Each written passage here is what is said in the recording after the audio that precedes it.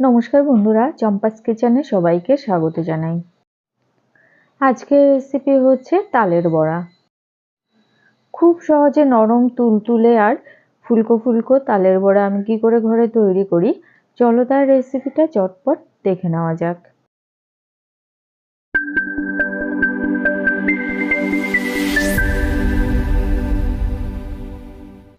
সবার প্রথমে এখানে একটা কালো দেখে পাকা তাল নিয়ে নিয়েছি। তালের এই খোসাটাকে এবারে ছাড়িয়ে নেব।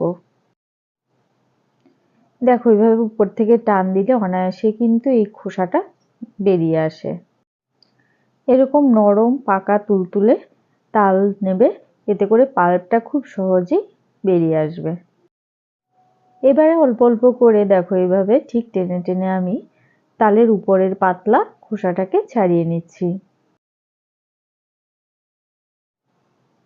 তালের পাল্প আমি কি করে বের করি সেই ভিডিও কিন্তু বহুবার তোমাদের সাথে আগে শেয়ার করেছি।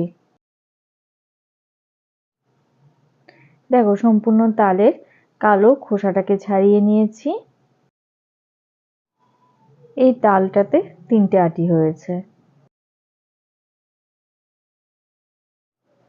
আমাদের চ্যানেল চম্পাস কিচেনের ভিডিওগুলো যদি তোমাদের ভালো লাগে তাহলে অবশ্যই চ্যানেলটাকে সাবস্ক্রাইব করে নেবে এবং পাশে থাকা বেল আইকনটাকে প্রেস করে দেবে।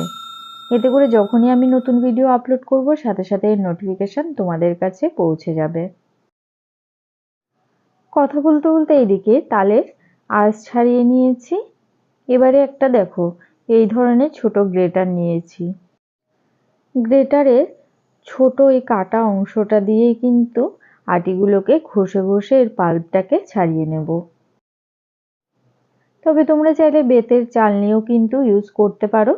আমার কাছে এভাবে গ্রেটার দিয়ে ঘষে পাল্পটা বের করতে বেশি সুবিধে মনে হয়। আর এইভাবেই কিন্তু আমি তালের পাল্পটাকে সবসময় ছাড়িয়ে নিই।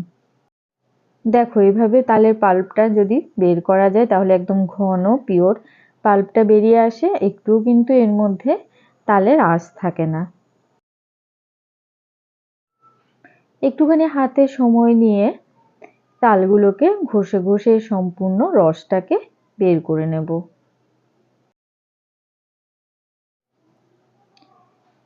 ঠিক একইভাবে আমি তালের আটি থেকে পাল্পটাকে বের করে ফিরে এসেছি।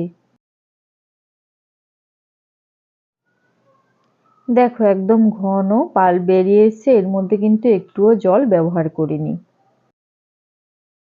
এইভাবে চাইলে মাত্র 10 মিনিটেই কিন্তু যে কোনো বড় তাল থেকে তোমরা সম্পূর্ণ ঘন পিওর পাল্প বের করে নিতে পারবে। তালের পাল্প বের করার এই পদ্ধতিটা তোমাদের কেমন লাগলো অবশ্যই কমেন্ট করে জানাবে। ভালো লাগলে লাইক করবে আর তোমার বন্ধুদের সাথে ভিডিওটাকে শেয়ার করতে কিন্তু একদম ভুলবে না। রস বের করে নেওয়ার পরে এই আটিগুলোকে ফেলে দেব। তালের এই ঘন রসটা দিয়ে কিন্তু আমি আজকে তালের বড়া তৈরি করব। এর মধ্যে এবারে দিয়ে দিচ্ছি 2 কাপ ময়দা। একই সাথে দিচ্ছি হাফ কাপ সুজি, হাফ কাপ চালের গুঁড়ো, 1 কাপ চিনি দিলাম আর দেব হাফ কাপ ছোট ছোট করে কেটে রাখা নারকেল।